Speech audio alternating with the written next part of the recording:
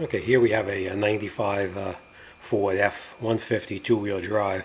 Customer complains that the right side is making a noise and the suspension is low, like on the right side. So as you can see, this is the left side, looks fairly decent.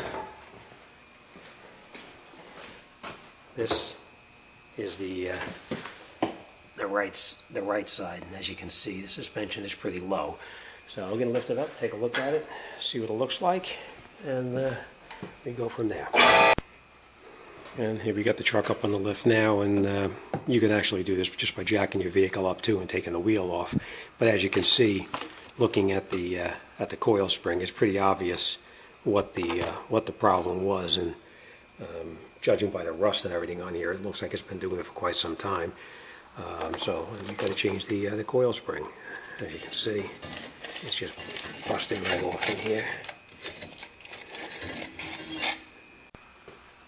Okay, what we're going to do is we're going to get started on replacing the coil spring. And the way we're going to change the spring is we have to unscrew this bolt right up on the top right here. We have to unscrew this bolt right down on the bottom right here. What you want to do is you want to hold up the suspension with a floor jack or any other way that you can hold the suspension up, and you want to disconnect the lower part of the shock absorber. And then we're going to lower the suspension down a little bit. We're going to take that bolt off and take the spring out. So we'll see how it goes. Just frequently what happens as these cars and trucks get older, rust is a real big issue. 9 times out of 10, you can't get that bolt that goes through the front I-beam to turn. So what I normally do is I just unscrew the nut off the top right here and then take the coil spring up and out. So we'll get started.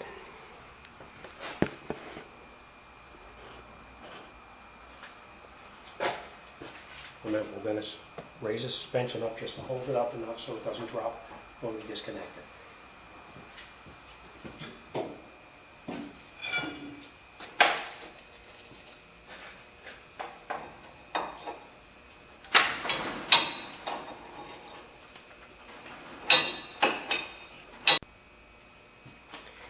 Okay, once the bolt is loose enough, you can take it out by hand, you unscrew it, and you lift the spring right out. Now remember, this one here is broken, so normally you'd have to lower the suspension down in order to get. The way you would lower the suspension down, if you take out this bolt on the lower part of the shock absorber, disconnect that, then we lower the suspension down with the jack that we have under it, and I'll show you how that goes in a moment.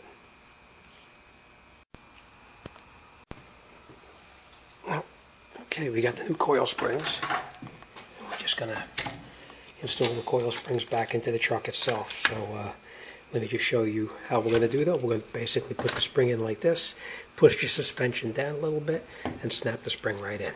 We'll see.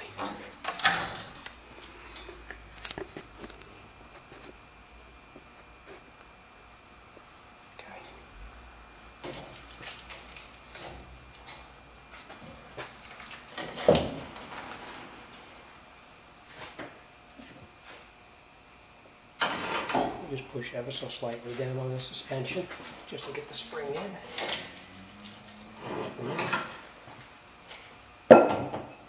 And then we're going to reattach up on the top here, and we're going to put the spring back into the bottom.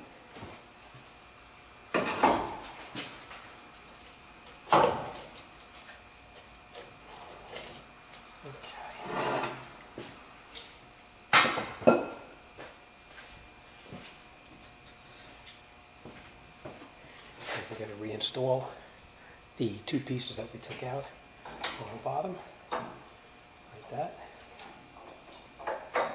Put the nut back on.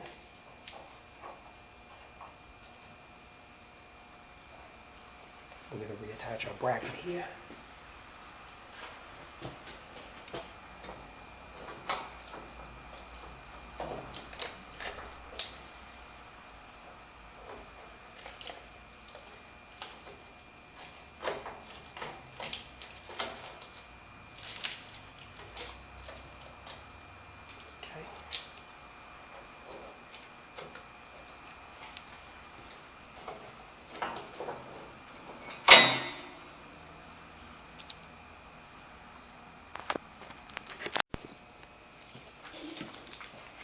Okay, we're going to tighten up the spring on top. It holds the upper part of the shock, the spring in place. And then we're going to take our wrench and we're going to tighten up the lower. Then we're going to reattach our shock right here.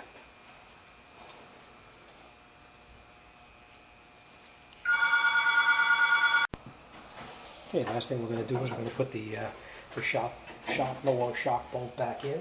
And the way you do that is just line up the lower shock, jack up the suspension until it lines up.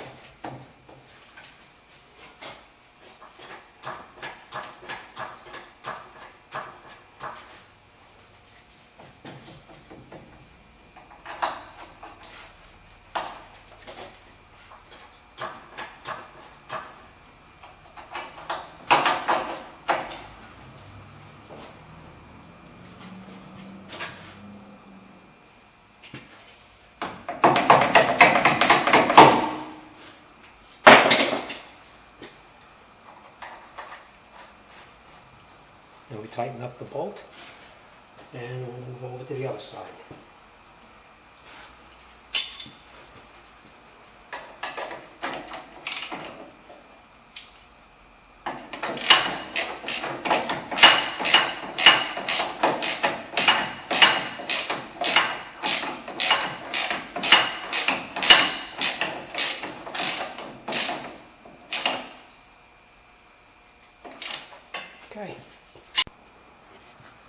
Okay, now that we're all set, we got the lower shock bolt tight.